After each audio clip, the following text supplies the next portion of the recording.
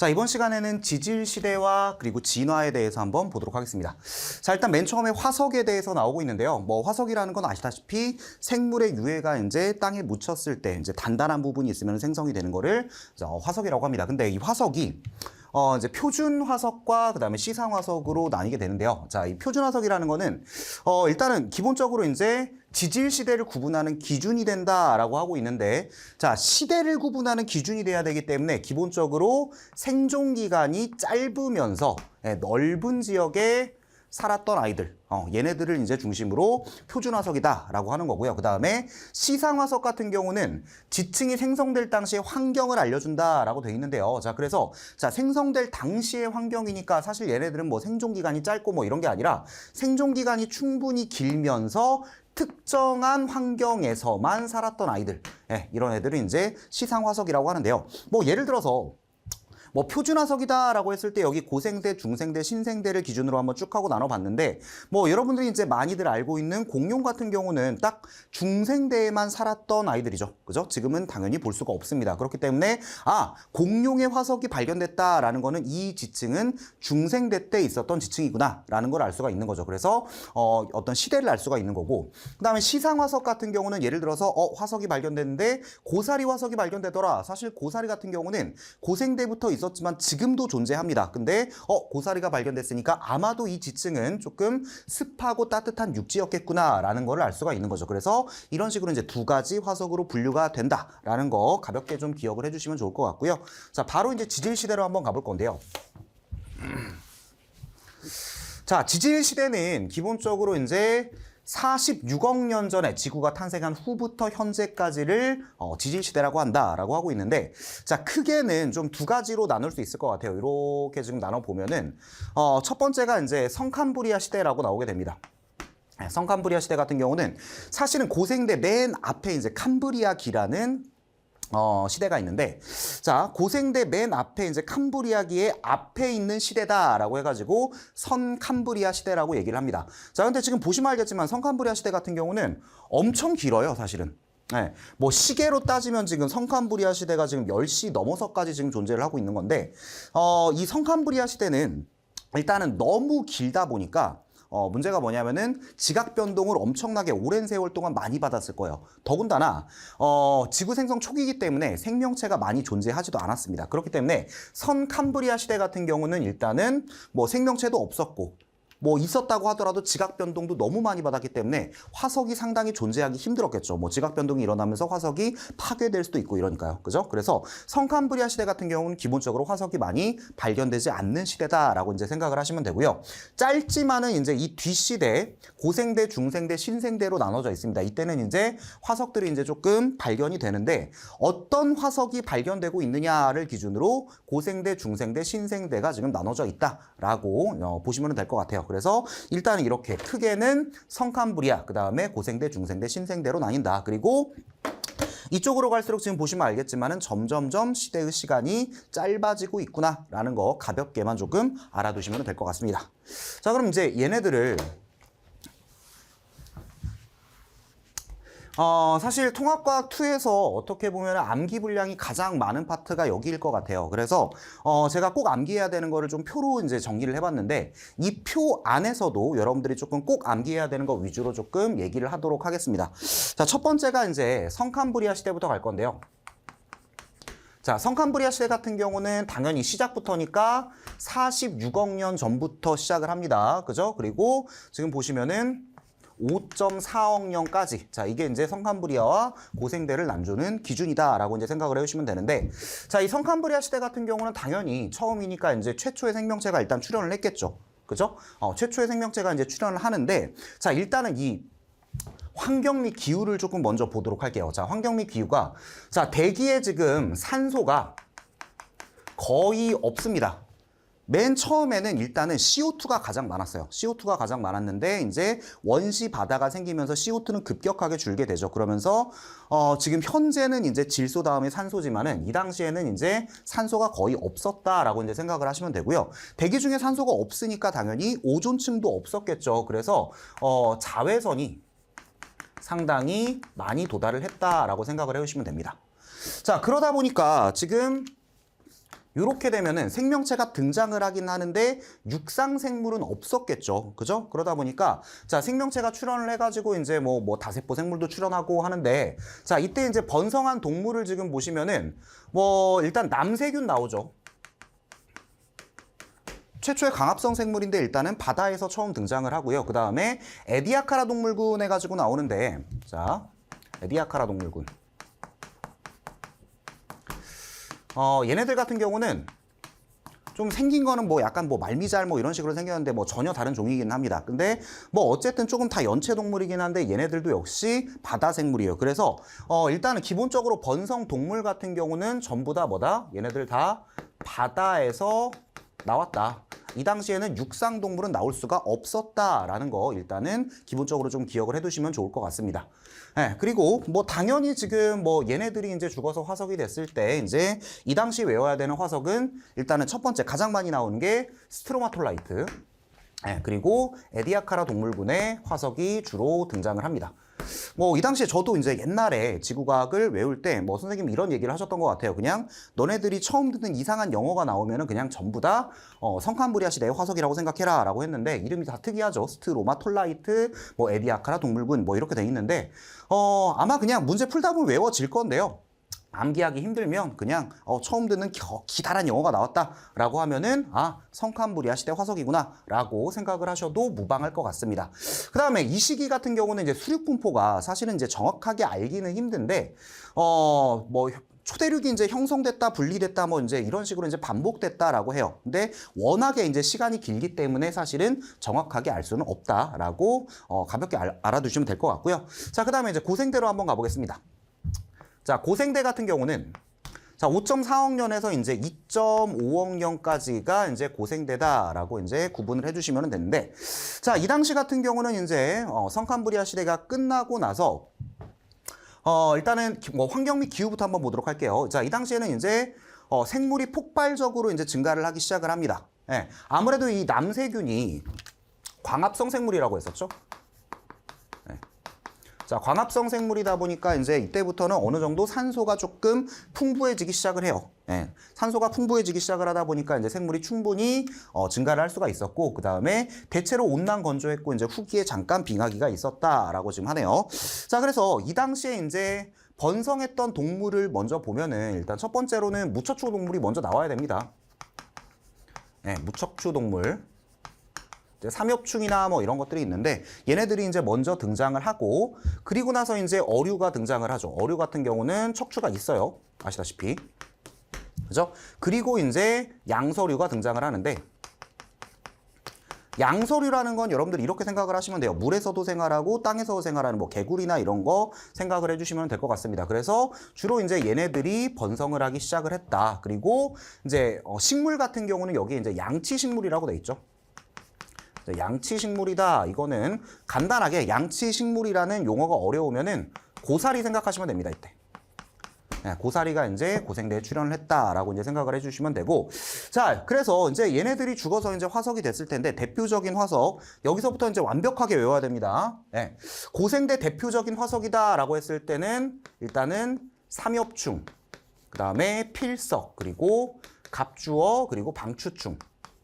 해서 저도 어릴 때 똑같이 외웠었는데요. 여러분도 똑같이 그냥 삼필갑방 이렇게 외워주시면 될 것 같아요. 고생대는 삼필갑방이다. 이렇게 이제 외워주시면 될 것 같고, 자, 그 다음에 이제 중요한 게 뭐냐면 고생대는 이제 판게아. 이제 이때 말기쯤에 이제 판게아가 형성이 되었다라고 이제 나와 있네요. 그래서 일단은 수륙분포 같은 경우는 여기서 이제 판게아가 형성됐다라는 거 기억을 해두시면 될 것 같고요. 그 다음에 이제 중생대로 갑니다. 자, 중생대 같은 경우는 일단은 2.5억 년에서 0.66억 년이다 라고 지금 돼 있는데, 자, 중생대도 일단 먼저 기후부터 조금 보도록 하겠습니다. 기후는 일단 대체로 온난했고 그다음에 빙하기가 없었다라고 하고 있죠. 그리고 이제 아무래도 수륙분포에서 이제 판게아가 중생대 초기에 이제 분리가 되기 시작을 하는데, 분리가 되다 보니까 이제 판이 이동을 하면서 화산 활동이나 이런 것들이 조금 많이 발생했던 시기다라고 생각을 해주시면 될 것 같고요. 자, 그 다음에 이 당시에 이제 번성했던 동물 파충류다라고 나와 있는데, 파충류라고 하면 여러분들 뭐 이제 이구아나 뭐 이런 거 이제 생각을 하시면 될 것 같아요. 중생대 하면은 여러분들 가장 대표적으로 이제 공룡을 생각을 하시면 되는데 그런 애들이 이제 파충류다라고 생각을 하시면 되고 자, 식물 같은 경우는 이제 거시식물. 대표적으로 이제 은행나무나 뭐 이런 것들이 있는데 거시식물이 주로 이제 번성을 했다라고 이제 생각을 해주시면 되고 마찬가지 여기서 제일 중요한 건 일단은 또 화석입니다. 화석은 또 여러분들이 외워주셔야 되는데 자 중생대 화석 하면은 공암시 이렇게 외워주시면 될 것 같아요.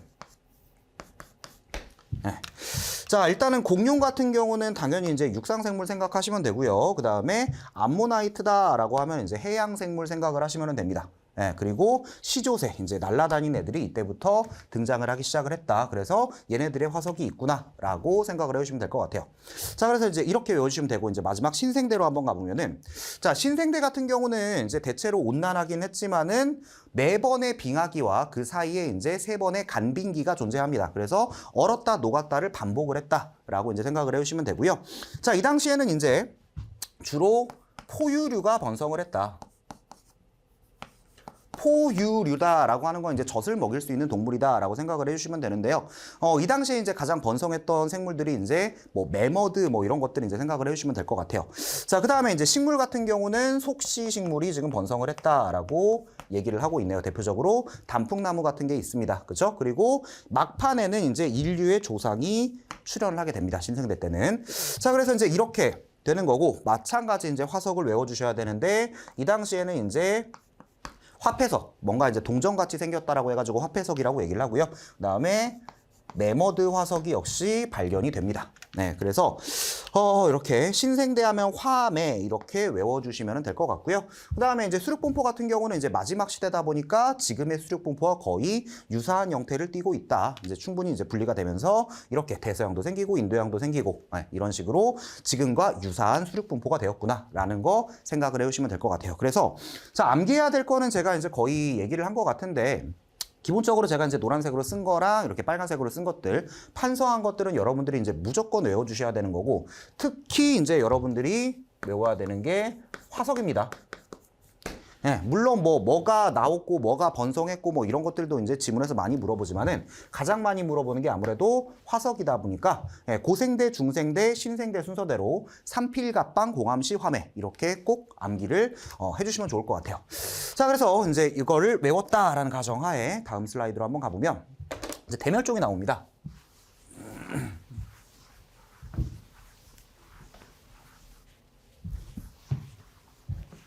자, 사실은 이제 고생대, 중생대, 신생대를 나누는 기준이 결국에서는 어떤 화석이 발견이 됐느냐, 어떤 생물이 주로 번성을 했느냐라는 건데, 그러면은 예를 들어 고생대에서 중생대 넘어갈 때는 고생대에 살던 대다수의 생물이 사라졌다라는 거죠. 그죠? 멸종을 했다라는 거고, 중생대, 신생대 넘어갈 때 마찬가지입니다. 신생대에는 공룡이나 이런 게 없어요. 그러니까 중생대 때 공룡이나 이런 것들이 대부분 멸종을 했구나라는 거를 알 수가 있는데, 그런 식으로 이제 대다수의 생명이 생명체가 멸종을 하는 거를 대멸종이라고 합니다. 자, 그래서 대멸종이라고 했을 때 이제 대륙의 이동, 대륙의 이동에 의한 화산 폭발 또는 운석의 충돌 이런 것 때문에 이제 많은 생물이 짧은 기간에 한 번에 이제 멸종하는 거를 대멸종이라고 한다라고 되어 있는데요. 자, 총 5차까지 있습니다. 우리가 대멸종이라고 부르는 게 1차 대멸종, 2차 대멸종, 3차, 4차, 5차 대멸종까지 있는데요. 지금 보시면 알겠지만은 자, 이게 이제 생물 과의 수, 여기서 과라는 거는 여러분들 이제 나중에 종속과목 광문계를 배울 텐데요.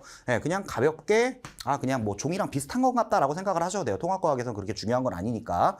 자, 어쨌든 간에, 성캄브리아 시대 이후에 생명체가 이제 급격하게 증가한다라고 했습니다. 그죠? 그래서 고생대의 생명체가 엄청나게 증가를 하는데요.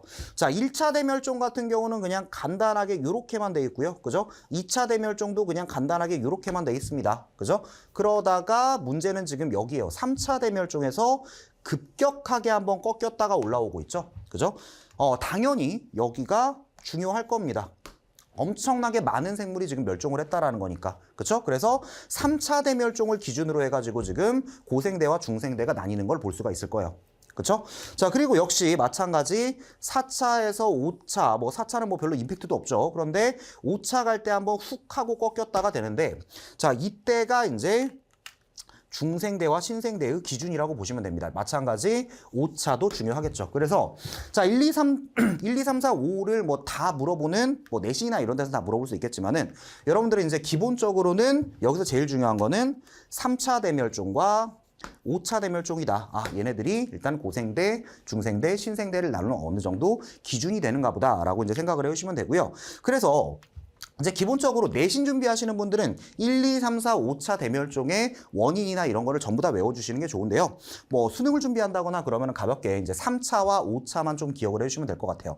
3차 대멸종 같은 경우는 기본적으로 이제 고생대에서 중생대 넘어갈 때니까 삼필가프 얘네들 고생대 살았던 애들이 이제 주로 멸종을 했다. 뭐 삼엽충이나 이런 애들이 이제 멸종을 했다라고 보시면 되는데 그 이유가 뭐냐라고 하면은 이제 판게아 형성. 뭐 어쨌든 형성이든 분리든 간에 판이 운동을 했다라는 거죠. 그죠? 판이 이제 이동을 하다 보니까 아무래도 이제 서식지의 변화도 생기고, 그죠? 서식지 변화도 생기고, 그 다음에 화산 폭발이나 이런 것들도 많이 생겼을 거예요. 그죠? 예, 그러다 보니까 이제 많은 생명체들이 멸종을 했구나라고 이제 생각을 하시면 되고, 가장 큰 대멸종이죠. 예, 3차가. 그 다음에 5차 같은 경우는 이제 공룡이 멸종을 한 건데 이때, 자, 공룡 멸종 같은 경우는 가장 유력한 썰이 일단은 운석 충돌. 네, 요거 기억하시면 되고요. 그 다음에 대규모의 화산 폭발 이런 것들 때문에 아무래도 대다수의 공룡이 멸종을 했다라고 생각을 해주시면 될 것 같습니다. 그래서 3차와 5차를 여러분들이 꼭 좀 기억을 해주시면 좋을 것 같아요. 자, 이제 그 다음에는 진화입니다.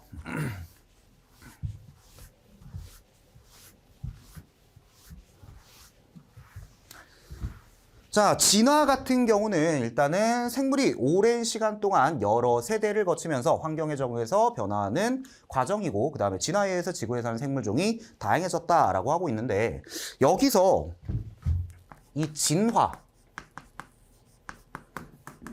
이게 별거 아닌 것 같은데 생각보다 이제 학생들이 좀 오해를 하는데, 이런 거 생각하면 안 돼요. 무슨 뭐 포켓몬스터가 진화하고 뭐 이런 거 생각을 하면 절대 안 되는 게, 여기서 얘기하는 진화는 약간 조금 이제 집단으로 보셔야 됩니다. 예, 집단으로 보셔야 되는 게, 뭐 예를 들어서 이제 뒤에서 예시가 나오겠지만은, 옛날에는 이제, 먼 옛날에는 기린이 뭐 목이 긴 애도 있고 짧은 애도 있었는데 지금은 긴 종만 남아있다. 그러면은 어떤 그 기린이라는 집단의 특성이 바뀐 거죠.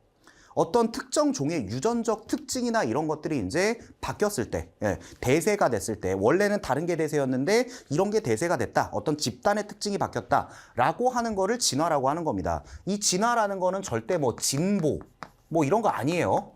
뭐 커진다, 뭐 이런 것들 절대 아닙니다. 뭐 좋아진다, 이런 거 아니에요. 그냥 집단의 성질이 대세적으로 바뀌는 거를 진화라고 한다라고 생각을 하시면은 가장 좀 정확할 것 같습니다. 자, 그 다음에 이제 뭐 변이라는 거는, 자, 같은 생물종 간의 개체 간에 나타나는 형태나 습성, 뭐 형질 등의 차이다라고 돼 있는데요. 자, 일단 여기서 이제 중요한 게 뭐냐면은 같은 생물종 개체 간에 나타나는, 그러니까 이게 일단은 중요합니다. 네, 같은 종 간에, 여기서 이제 종이라는 거는 이제 번식을 해가지고 자식이 나왔는데 이 자식이 역시 생식 능력이 있으면 그걸 같은 종으로 묶어요. 예, 근데 같은 종 개체 간에 나타나는 형질, 형태나 습성이나 형질의 차이라 그랬는데, 자, 이게 뭐 예를 들어 이렇게 생각을 하시면 될 것 같아요. 형질이라는 거는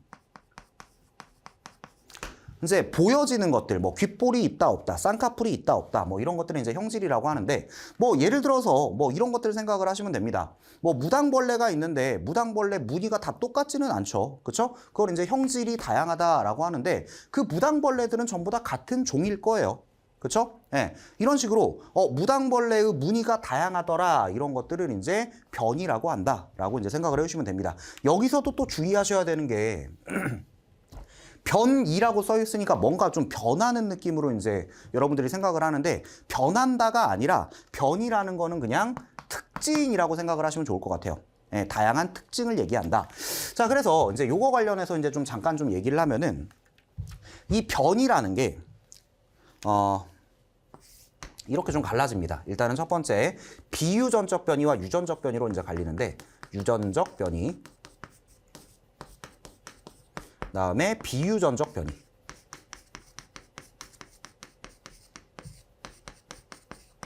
자, 이렇게 이제 두 가지로 갈라지는데요. 자, 비유전적 변이라는 거는 이제 말 그대로 이제 유전적 영향을 받지 않는 변이다라는 거겠죠. 뭐 예를 들어서 뭐 이런 겁니다. 야구 선수들 같은 경우가 예를 들어 뭐 좌완이다. 그럼 뭐 왼팔로 공을 던지는 투수인데 실제로 이제 좌완 투수들 같은 경우는 오른팔과 왼팔을 비교했을 때 왼팔이 조금 더 길다고 합니다. 예, 그게 유전적으로 긴 게 아니라 하도 이제 팔을 많이 쓰다 보니까 아무래도 조금 길어지는 거겠죠. 그죠? 이거는 이제 유전적으로 나타난 게 아니라 후천적으로 아무래도 운동을 하다 보니까 나타난 거죠. 그렇죠? 그 다음에 뭐 이런 것도 있어요. 교과서에 아마 이제 나오는 예시 중에 하나인데 이제 카렌족 여인의 목 해가지고 이제 어떤 특정 부족이 이제 목이 긴 게 이제 미인상이다 보니까 여기다가 이제 계속해서 뭐 사슬 같은 걸 넣어서 목을 강제로 늘립니다. 어릴 때부터. 그러면 이것도 후천적으로 그냥 목이 길어진 거지 유전적으로 긴 게 아니죠. 그렇죠? 네, 그런 것들을 이제 비유전적 변이라고 하고 당연히 비유전적 변이 같은 경우는 자손한테 전달이 되지 않을 거예요. 뭐 예를 들어 야구 선수의 팔이 길다. 근데 그 자식도 팔이 길면 좀 이상하다. 그죠? 뭐 자식도 야구를 하면 모르겠지만은 예, 이거는 유전되지 않는 특징이다라고 보시면 되고요. 그다음에 이제 유전적 변이로 가보면은 자, 이 유전적 변이가 이제 다시 두 가지로 나뉘게 되는데요. 이제 생식세포에 의한 거.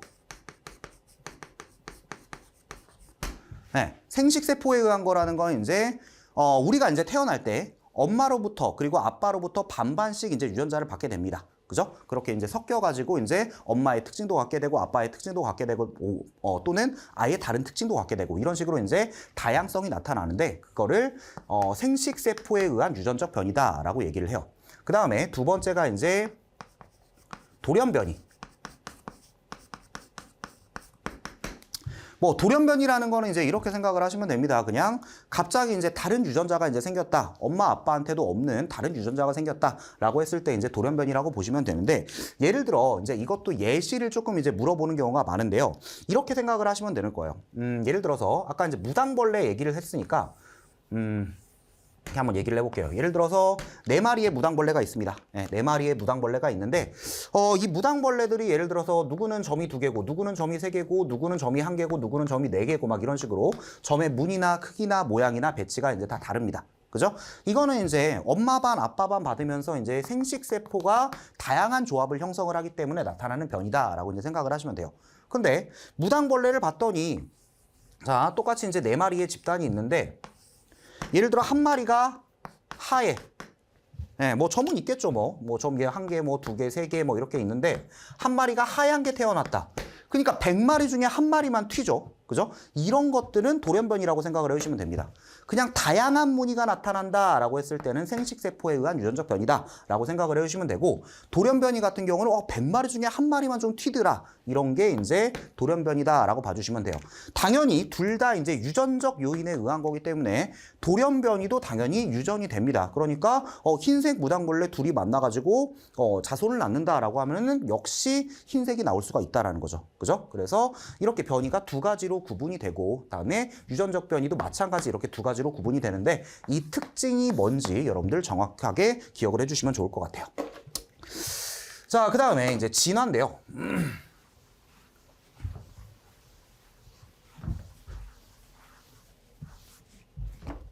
이제 생물 진화의 원리 해가지고 이제 자연 선택설에 대한 게 지금 나오고 있습니다. 근데 사실은 이 이전에 이제 스토리를 먼저 얘기를 할게요. 뭐냐면, 지금 이 슬라이드에 있는 건 이제 다윈의 자연 선택설을 이제 얘기를 하는 건데요. 그 전에 이제 라마르크라는 애가 원래 있었어요.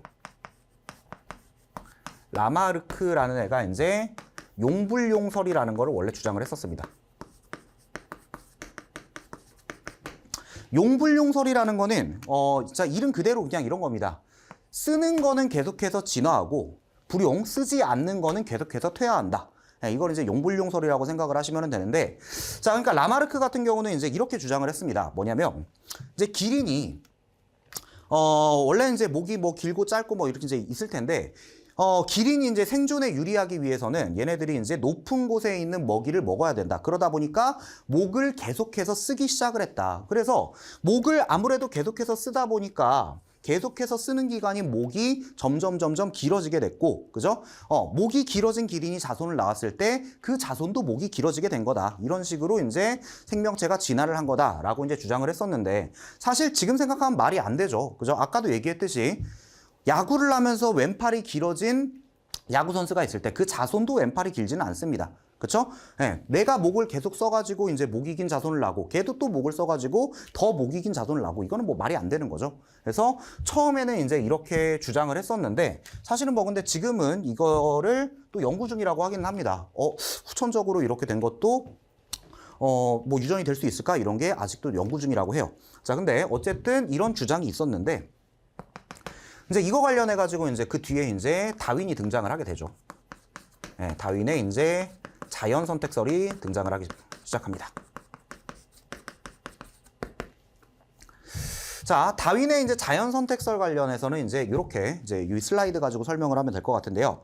자, 다윈의 자연 선택설은 이런 겁니다. 처음에 이렇게 목이 긴 애도 있었고 짧은 애도 있었고 그러니까 뭐 다양한 이제 변이가 존재를 했었다. 근데 얘네들이 이제 처음에는 이제 과잉 생산부터 가야 되는데 자, 과잉 생산 같은 경우는 이런 겁니다. 이제 충분히 살아남을 수 있는 것보다 충분히 많은 자손을 남는다. 네, 이게 이제 과잉 생산이고 그 다음에 변인데 자, 충분히 많은 자손을 낳으면은 당연히 목이 긴 놈도 있고 짧은 놈도 있고 뭐 무늬가 많은 애도 있고 무늬가 적은 애도 있고 이렇게 이제 다양한 변이가 나타나게 되겠죠. 그죠? 그래가지고 과잉 생산에 의해서 일단은 개체 간에 다양한 형질들이 나타나게 됩니다. 자, 이때 그러면 얘네들이 이제 생존 경쟁을 하게 되죠. 자, 생존 경쟁이라는 거는 뭐 예를 들어서 먹이에 대해서 경쟁을 할 수도 있고 또는 뭐 서식지 경쟁을 할 수도 있고 또는 배우자 경쟁을 할 수도 있습니다. 이런 식으로 이제 쭉 하고 이제 생존 경쟁을 하다 보면은 아무래도 이제 생존에 유리한 애들이 살아남게 될 텐데 뭐 기린도 이제 마찬가지 생존 경쟁을 하면은 목이 긴 아이들은 이제 위쪽에 있는 나뭇잎이나 이런 거를 충분히 먹을 수 있는데 목이 짧은 아이들은 아무래도 어떻게 됩니까? 위쪽에 있는 나뭇잎이나 이런 것들을 먹기가 힘들다 보니까 아무래도 생존에 불리하겠죠. 그죠? 그러다 보니까 목이 긴 아이들이 주로 살아남아서 이제 자손들을 낳게 되고 목이 짧은 아이들은 이제 제대로 먹이를 못 먹게 되니까 아무래도 이제 생존에 불리해서 뭐 죽거나 자손을 남기기 힘들게 된다. 네, 이런 거죠. 그래서 결국에서 이제 자연 선택 생존에 유리한 형질을 가진 즉 목이 긴 기린이 더 많이 살아남아서 자손을 남기게 된다. 이게 이제 자연 선택이다라고 보시면 되고요. 자, 그러다 보면은 이제 원래 기린은 긴 애도 있고 짧은 애도 있고 막 이런 식으로 여러 변이가 존재했었는데 결국에서는 이제 긴 아이들만 남게 되겠죠. 그러면은 어떤 집단의 유전적 특징이 변하게 되는 겁니다. 그렇죠? 그거를 뭐라고 한다? 진화라고 한다라고 보시면 돼요. 집단의 유전적 특징이 이제 하나로 수렴하게 된다. 이거를 진화라고 한다. 그래서 이런 과정에 의해서 진화를 하는 거다라고 이제 다윈이 주장을 했는데 문제는 뭐냐면은 얘도 이제 조금 한계가 있었습니다. 뭐 이 당시가 이제 워낙에 옛날이다 보니까 뭐 그럴듯하죠. 뭐 지금 들으면은 뭐 당연히 그렇겠네라고 이제 생각을 할 수가 있는데 사실은 이때는 이제 유전의 원리나 이런 게 이제 제대로 밝혀지지 않은 상태였다 보니까 목이 긴 기린은 무조건 목이 긴 자손을 낳을 거다. 이거는 그냥 이 당시에는 주장일 뿐이었습니다, 사실. 목이 긴 기린은 무조건 목이 긴 기린을 낳을 거고 짧은 애는 무조건 짧은 애를 낳을 거다. 이거는 그냥 그 당시의 주장이었기 때문에 아무래도 어떤 유전적인 원리는 설명하지 못했다라는 게 다윈의 자연 선택설의 한계로 이제 등장을 하게 되는 거죠. 그래서 일단은 요 이제 순서와 그다음에 라마르크 용불용성과 그다음에 다윈의 자연 선택설에 주장하는 특징들 요것들 가볍게 기억을 해주시면 좋을 것 같습니다. 자, 그 다음에 이제 이 자연 선택설에 따라서 이제 나오는 예시들 몇 가지를 조금 볼 건데요.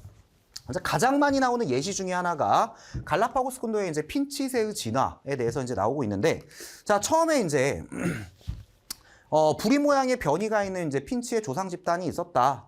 그랬는데 얘네들이 이제 여러 섬으로 이제 이동을 하게 됩니다. 근데 이 섬마다 이제 먹이의 종류가 달랐던 거죠. 어느 섬 같은 경우는 이제 뭐 선인장이 존재했고.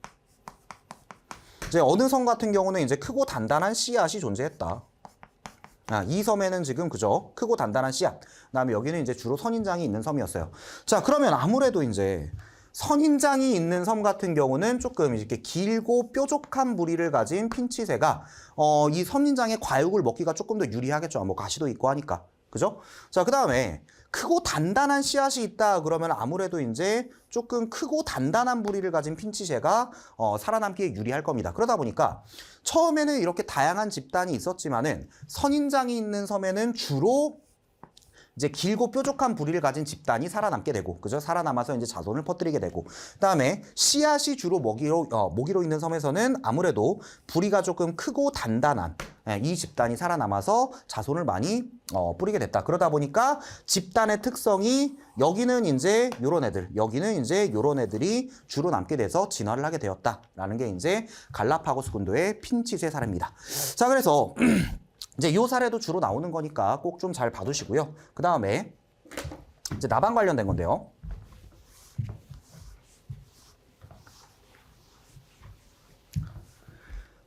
이런 겁니다. 지금 나방 관련해서 이제 18세기 산업혁명 전과 후에 대해서 이제 설명을 하고 있는데요. 자, 처음에 이제 이런 겁니다. 예를 들어 나무에 이런 식으로 이제 여긴 지금 거뭇게 표현되어 있지만 사실 지금 흰색입니다. 여기. 네.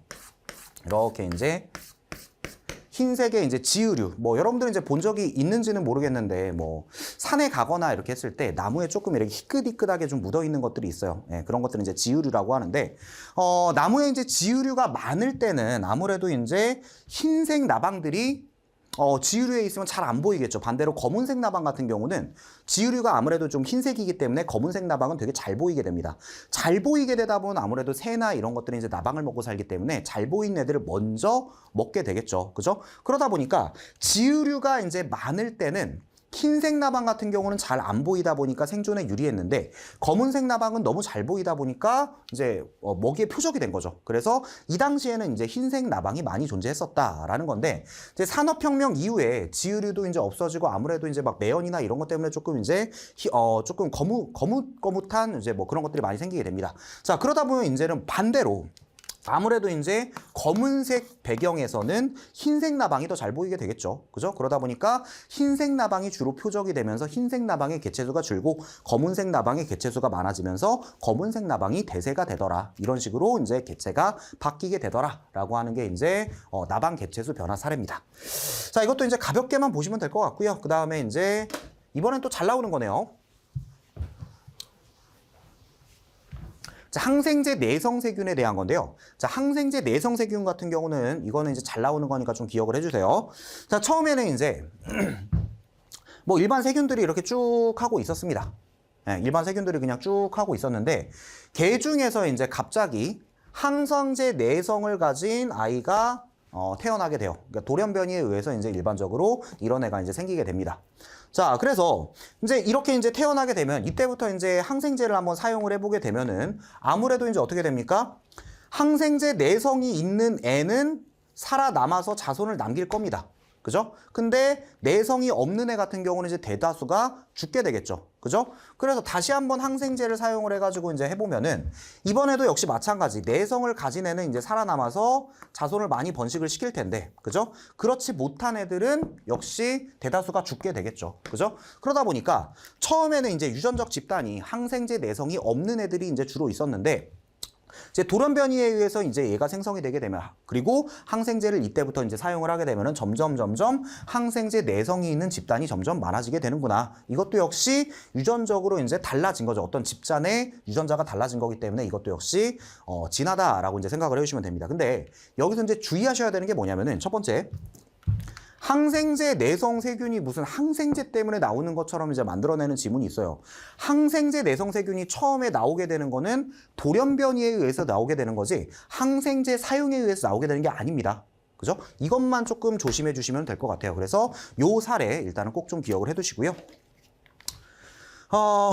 이렇게 하면 이제 진화가 이제 마무리가 됐고요. 이제 앞에서 배웠던 거 한번 문제를 풀면서 복습을 해보도록 하겠습니다. 자, 여기서 이제 다음 중 고생대, 중생대, 신생대 중 같은 시대에 번성한 육상동물과 식물, 바다생물을 연결을 하시오 라고 되어 있는데 자, 같은 시대 이거 제가 이제 꼭 외우라 그랬는데 자, 맨 처음에 지금 매머드 나오고 있네요. 매머드는 신생대입니다. 그죠? 신생대 같은 경우는 일단은 속시식물로 가야 돼요. 그죠? 이제 식물 같은 경우는 이제 고사리가 고생대, 겉시식물이 중생대, 이게 이제 고생대, 여기가 중생대, 여기가 이제 신생대입니다.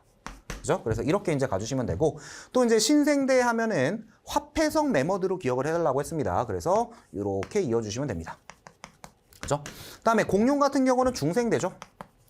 공룡과 시도된 이제 중생대인데 중생대는 이제 거시식물 이어주시면 되고요. 그 다음에 암모나이트가 이제 중생대의 해양 생물이죠. 그래서 이렇게 연결해 주시면 될 것 같습니다. 그죠? 이제 남은 게 이제 양서류 고사리 이제 이게 고생대고요. 그죠? 고생대 이제 갑주어가 해양 생물이 되겠죠. 그죠? 이제 갑옷 뭐 투구를 쓴 것 같이 생겼다라고 해가지고 이제 갑주어라고 하는데 이게 이제 고생대다라고 잡아주시면 될 것 같습니다. 자, 그다음 대멸종에 대한 거죠. 네, 대멸종에 대한 건데 아까 이제 말씀을 드렸듯이 실제로는 이제 1, 2, 3, 4, 5차까지 이제 대멸종이 있기는 한데 중요한 건 3차랑 5차라 그랬습니다. 그래서 여기서 이제 3차 대멸종, 3차 대멸종이 이제 고생대와 중생대를 나눴다라고 보시면 되고요. 그 다음에 여기가 5차 대멸종, 5차 대멸종이 중생대와 신생대를 나눴다라고 이제 봐주시면 될 것 같아요. 자, 이렇게 나눈 다음에 자 16, 17 같은 경우는 지금 말도 안 되는 소리 하고 있는 거죠. 그죠? 3차와 5차지 1차와 3차가 아닙니다. 맞죠? 그 다음에 A 시기에 3차 대멸종 고생대가 끝나고 있는 거죠. 삼엽중 고생대 생물이니까 삼엽중 멸종하였다. 맞겠구나 라고 이제 생각을 해주시면 되고요. 그 다음에 A와 B 시기 사이에 번성한 생물은 암모나이트 공룡이 있다. A와 B 시기 사이면은 중생대죠. 그러니까 복룡 암모나이트 뭐 당연한 거고요. 그 다음에 B 시기 이후에 포유류가 변성하였다 라고 했는데 자 B 시기 이후면은 이제 신생대입니다. 포유류 하면은 이제 매머드나 이런 것들 생각을 하시면 돼요. 역시 옳은 지문이 되겠네요. 아이고. 자, 그 다음에 이제 진화 관련된 건데요.